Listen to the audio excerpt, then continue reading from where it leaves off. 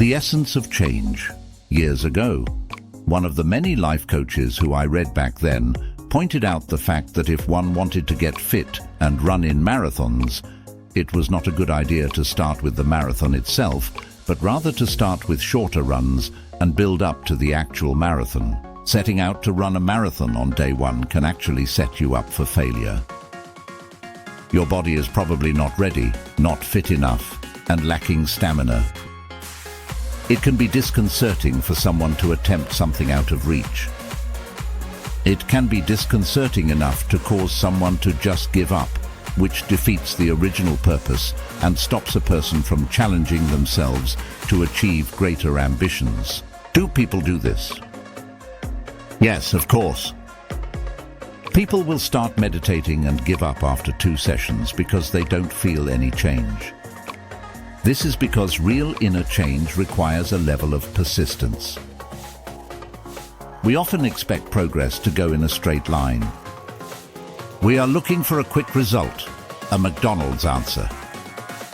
The results we would like, though, are often not going to happen quickly. Sometimes it takes months or years to see the results of our work.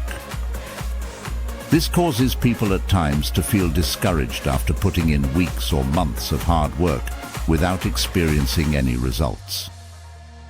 Do not be discouraged. Your hard work is being stored. It is sometimes not until much later that the full value of your efforts are embodied. This famous story of Thomas Edison is a testament to the power of perseverance in the face of failure. His most famous invention, the incandescent light bulb, required thousands of experiments before he achieved success. Edison viewed failures not as setbacks, but as valuable learning opportunities. More recently, I was in a supermarket with my 10-year-old daughter, who had been training for her school cross-country. She was talking about which girls would be her competition in the upcoming race, when a local woman overheard her talking. This woman then interrupted her with these words, "You should only worry about your own performance in any sports and not the efforts or achievements of others. When you train, just focus on improving your own times and performance. The aim is for you to keep improving yourself and your times, and then you will be prepared for a race as well as you can be." The woman went on to say that she had 3 children who were all sports achievers and were attending the Australian Institute of Sport. The same idea can be applied to personal growth. It doesn't matter where you start, but begin, and then work quietly away at the disciplines you choose. As the saying goes, keep chipping away and the improvements will come over time. At the start of the 1960s, the world car market was dominated by big-name US companies like Ford, GM and Chrysler, and they set the trends in car manufacturing. Then, during the 60s, the Japanese entered the car markets and revolutionized the industry with a very simple strategy. They made constant, ongoing small improvements. Every year, when a new model of their car came out, it would have 1 or 2 new technological features. In the next decade, this strategy of constant ongoing improvements allowed the Japanese car industry to overtake and then dominate world auto markets.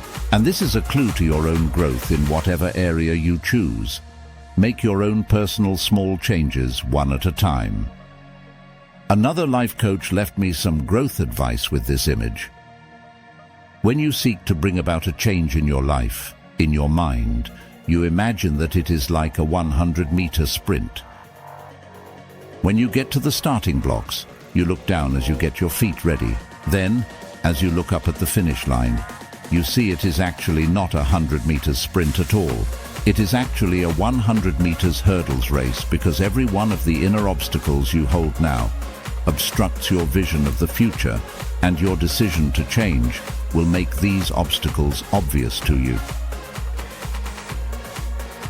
All of these anecdotes point to a similar notion, that personal growth involves an element of effort, and the period of time involved is not always what we wish.